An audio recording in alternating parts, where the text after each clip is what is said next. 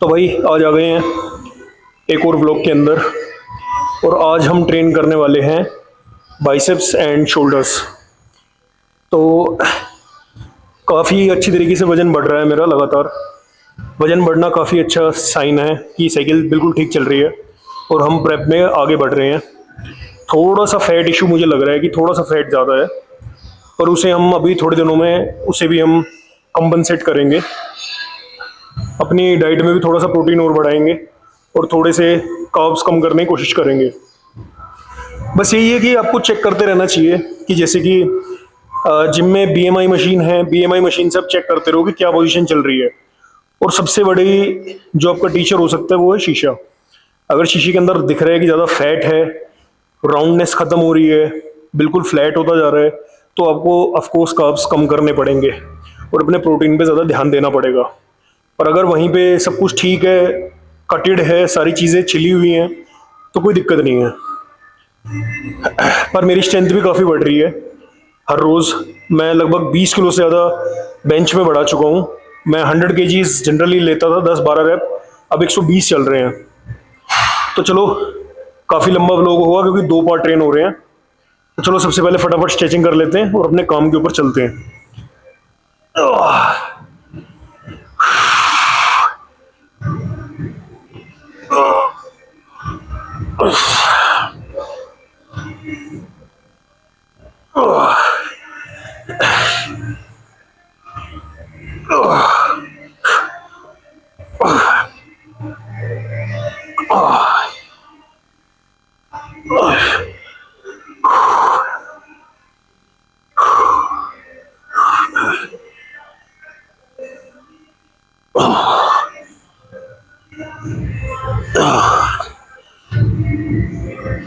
वैसे भी अगर लगे कि फैट ज़्यादा हो रहा है तो कार्डियो शुरू करना एक बहुत अच्छा ऑप्शन है।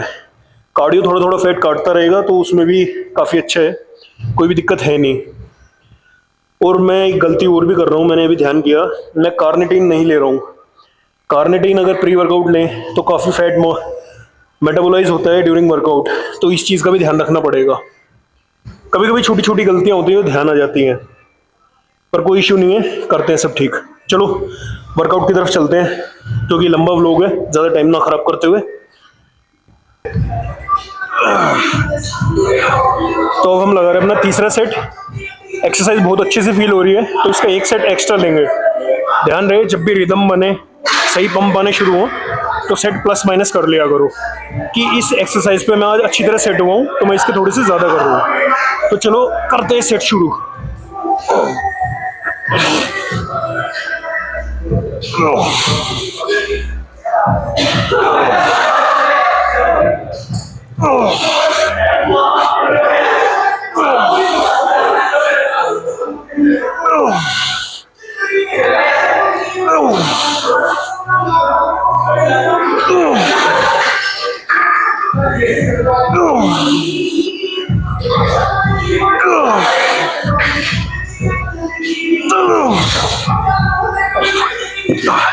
बेहतरीन सेट। लेकिन ध्यान रहे कुछ लोग कहते हैं कि इंक्लाइन डंबल कर्ल्स में हाथ को पूरा स्ट्रेट नहीं करना चाहिए। भाई मैं कहता हूँ जहाँ तक आपकी मूवमेंट है सपोर्ट कर रही है, जहाँ तक स्ट्रेच हो सकता है वो बढ़िया है। जितना स्ट्रेच होगा उतना अच्छा बॉडी बिल्डिंग के लिए है। स्ट्रेच जितना ज़्यादा उतना ज़्यादा पंप। चलो अगले सेट की तरफ बढ़ते हैं। तो चलो लगाते हैं अपना अगला सेट। ध्यान रहे पूरा हाथ खुल रहा है तो भी ठीक है, थोड़ा ऊपर रोकना चाह रहे हो तो भी ठीक है, लेकिन ऊपर रोकने में मुझे लगता है कि पूरा रेंज ऑफ मोशन नहीं मिलेगा, थोड़ी सी जगह रह जाएगी। और यही गलती रहती है कि हम पूरी रेंज में कभी भी ट्रेन नहीं करते। तो चलो शुरू करते हैं।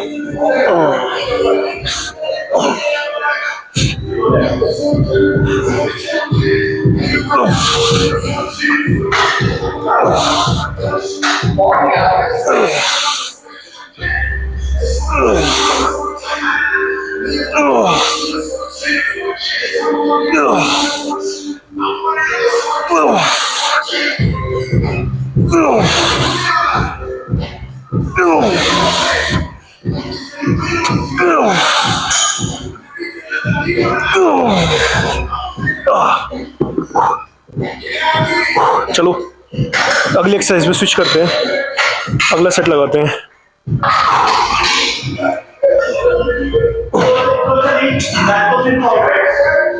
तो अगली एक्सरसाइज हम कर रहे हैं, ये अभी रिसेंटली आपने देखा होगा हैनी रैमबोर्ड एक व्लॉग में वेस्ले विसर्स को भी करा रहे थे, और ये एक काफ़ी मेरे हिसाब से इफेक्टिव एक्सरसाइज है बाइसेप के लिए। तो चलो लगाते हैं पहला सेट।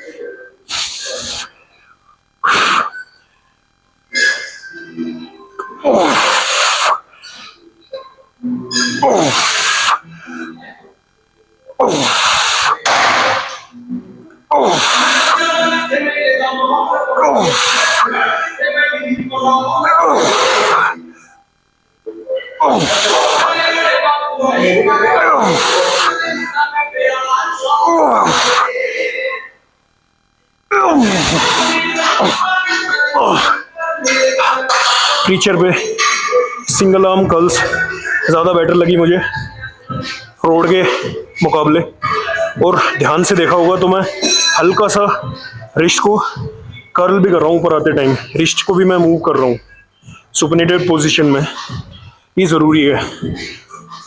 काफ़ी बेहतरीन एक्सरसाइज है। चलो दूसरे हाथ से करते हैं।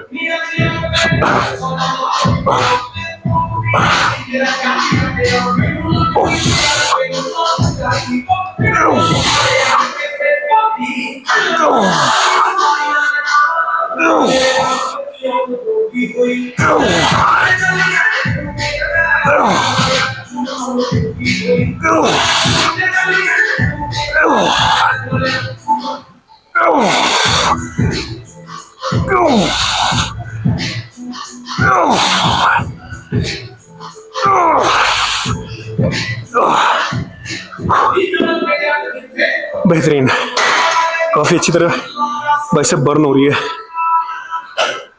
चलो अगले सेट में मिलते हैं। चलो भाई आ चुके हम अपने अगले सेट में। हल्का सा मैंने 2.5 किलो डंबल बढ़ा दिया है क्योंकि बढ़िया 10-12 रैप थे, थोड़ा सा हार्ड करने के लिए, प्रोग्रेसिव ओवरलोड रहे। तो चलो शुरू करते हैं।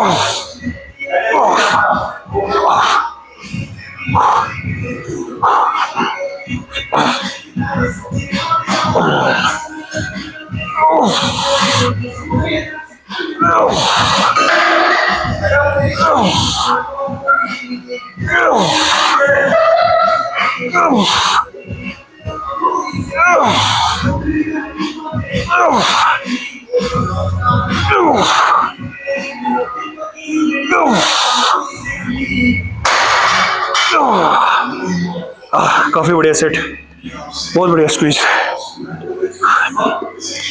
चलो अगले सेट की तरफ बढ़ते हैं। चलो लगाते हैं अपना तीसरा सेट। और ये ध्यान रहे ऐसी आइसोलेशन एक्सरसाइजेज में जैसे कि प्रीचर हो गई, यहाँ सीधा सीधा जोर बाइसेप के ऊपर है, कहीं से भी हम मोमेंटम डाल के और वेट को लिफ्ट नहीं कर सकते। तो ध्यान रहे कि सिर्फ ऐसा वेट रहे जो कि सिर्फ मसल को ट्रेन करे। ये वो जगह नहीं है जहाँ पे आप ईगो लिफ्टिंग कर सकते हैं। हमें मसल बिल्ड करने से मतलब है, ना कि वेट को लिफ्ट करने से। दोनों में बहुत फर्क है, ध्यान रहे।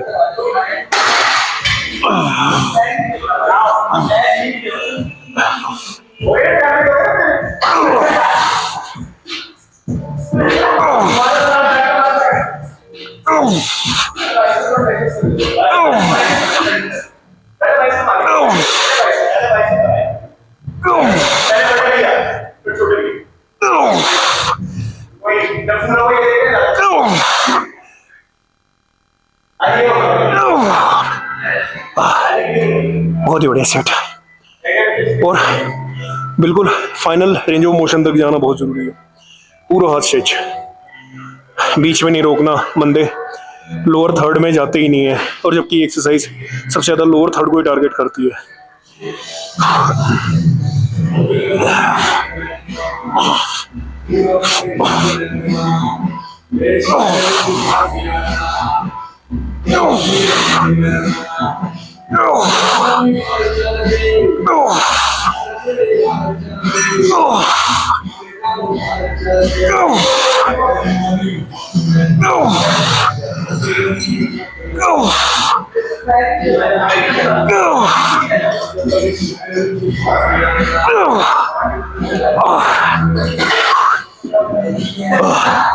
बस एक सेट और लेंगे इस एक्सरसाइज को, इसके बाद एक्सरसाइज चेंज।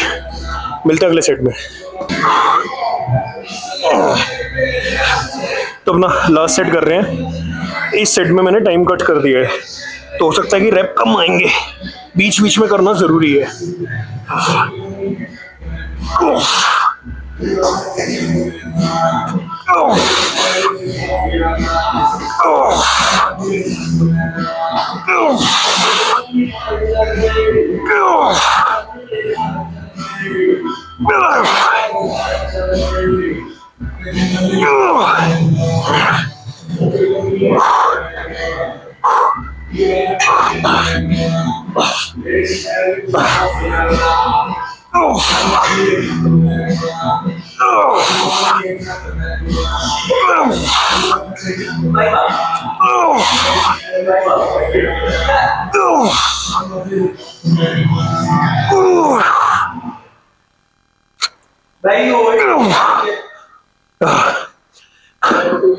चलते हैं अगली एक्सरसाइज की तरफ।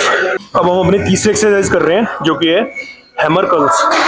याद रहे, बाइसेप ऐसी मसल है, थोड़ा सा भी वेट फालतू लेते ही एस स्क्वीज होने लगेगी, शोल्डर्स लोड लेने लगेंगे, शरीर मोमेंटम का यूज करेगा। इसीलिए थोड़ा सा ना सेट कर करके हमें देखना पड़ेगा कि कौन सा वेट ऐसा है जो मैक्सिमम डैमेज दे रहा है विद मिनिमम मोमेंटम।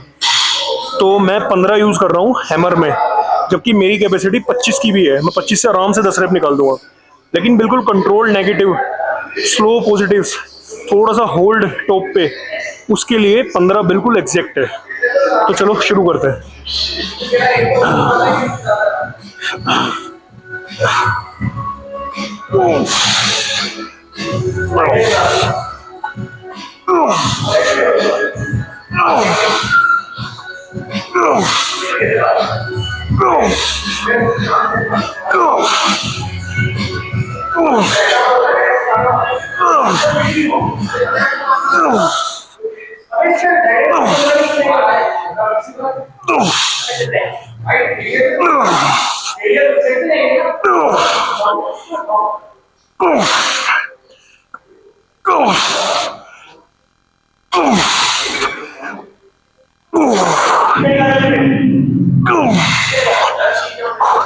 अब मैं थक चुका हूँ, मोमेंटम यूज होगा, इसलिए मैं क्रॉस बॉडी लगा रहा हूँ कुछ रेप्स, ताकि बिल्कुल फेलियर रीच हो जाए।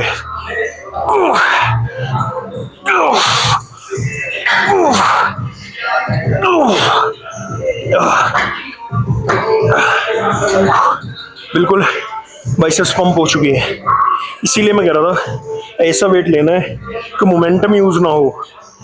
बाइसेप में मोमेंटम यूज होते ही, ये ऐसी मसल है, इसे टारगेट करना बड़ा मुश्किल काम है, जबकि ये सिंगल जॉइंट पे ही मौजूद है।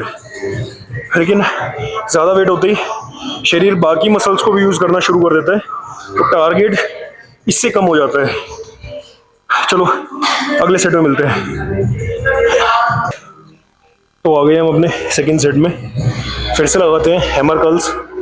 शुरुआती 10-12 रैप जो आते हैं वो सिंपल आए बिना मोमेंटम के, और एंड में हम चीट करके भी रैप्स लगाएंगे ताकि और बेटर स्टिमुलेट हो सके ग्रोथ।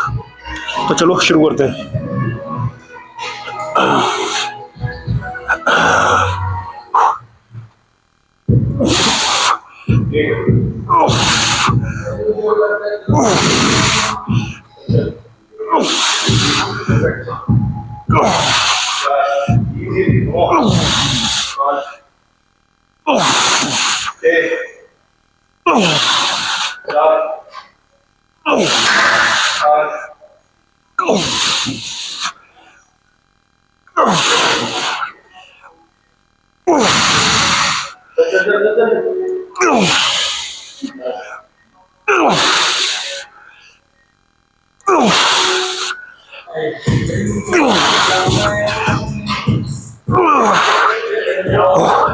बेहतरीन। अब हम करेंगे चीट।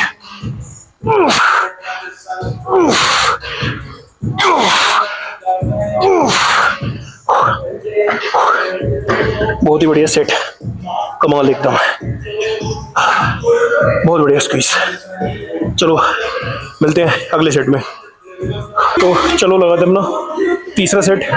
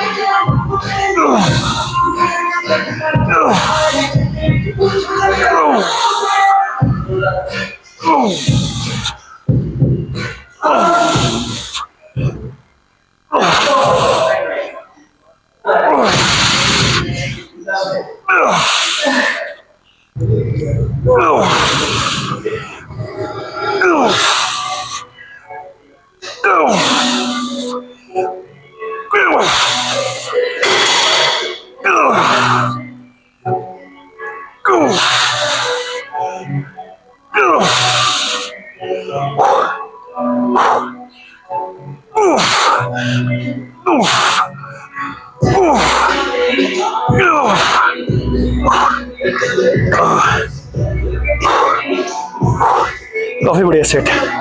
लेकिन मैं बता दूं, मैं इस आइडियोलॉजी के बिल्कुल भी साथ नहीं हूँ कि छोटी मसल है, कम ट्रेन हो। भाई मेरे आर्म्स ग्रो ही नहीं किए जब मैंने चार चार एक्सरसाइज 4 सेट लगाए। भाई इसे ढंग का वॉल्यूम देना बहुत ज़रूरी है। ढंग का वॉल्यूम नहीं देंगे, मुझे लगता ही नहीं कि कभी ग्रो करेगी। छोटी मसल होने का फ़ायदा ये है कि ये बड़े वर्कआउट से भी जल्दी रिकवर होगी, मुझे जहाँ तक लगता है। तो अभी हम एक आध एक्सरसाइज और करते हैं और फिर वाइंड अप करते हैं बाइसेप को। चलो मिलते हैं अगले एक्सरसाइज में, हम अपनी अगली एक्सरसाइज पे। और अभी हम करने वाले हैं रोनी 21। तो ये रोनी की स्पेशल एक्सरसाइज है और फेवरेट भी है। तो रोनी कोलमैन इस एक्सरसाइज को हमेशा करता था, लेकिन इसके अंदर भी हम वेट सिर्फ इतना रख रहे हैं कि स्विंग ना करे, पूरा कंट्रोल्ड रहे वहां तक। और अगर लास्ट की रेप्स की बात करें, कुछ रेप्स में स्विंग करना या मोमेंटम का यूज करना ओके है, लेकिन हमें कोशिश करनी है ज्यादातर के अंदर सारा का सारा वेट कंट्रोल्ड रहे। तो मैंने 20 किलो की रोड ली है, बिल्कुल बेस्ट है। तो चलो लगाते हैं एक्सरसाइज।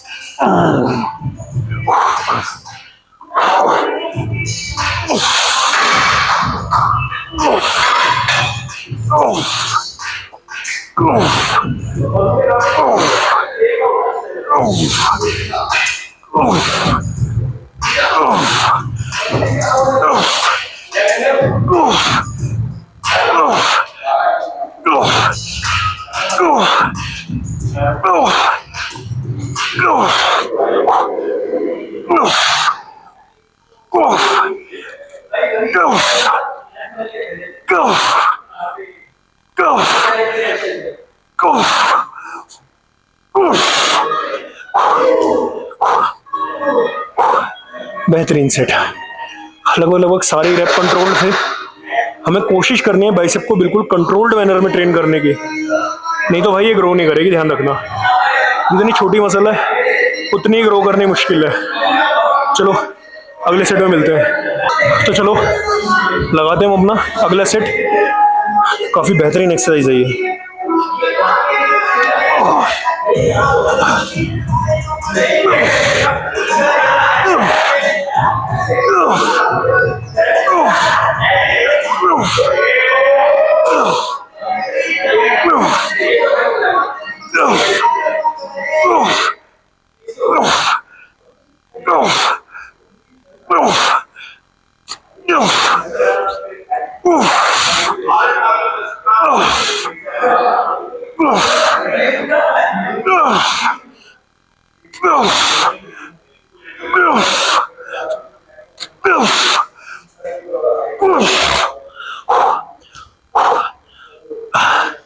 बहुत ही बढ़िया सेट भाई, कमाल का पंप।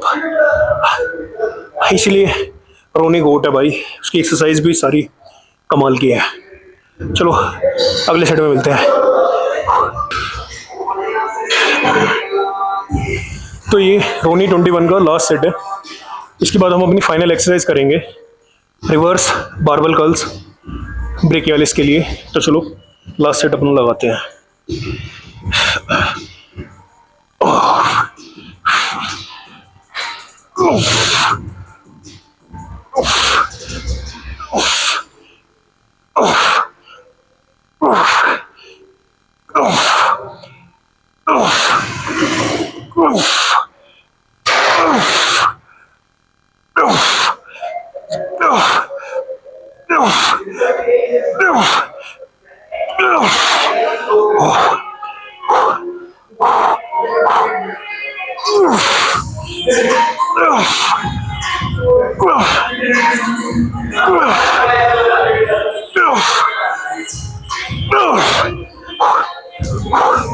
बेहतरीन।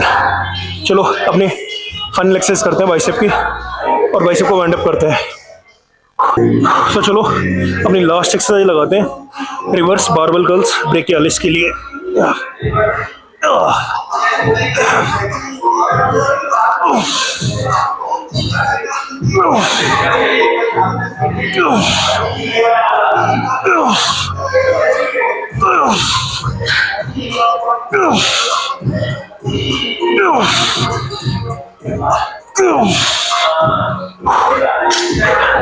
पीक कॉन्ट्रैक्शन पे हल्का सा होल्ड और स्लो नेगेटिव बहुत जरूरी है हर एक सेट के लिए। चलो मिलते हैं अगले सेट में। चलो लगाते हैं अपना सेकंड सेट।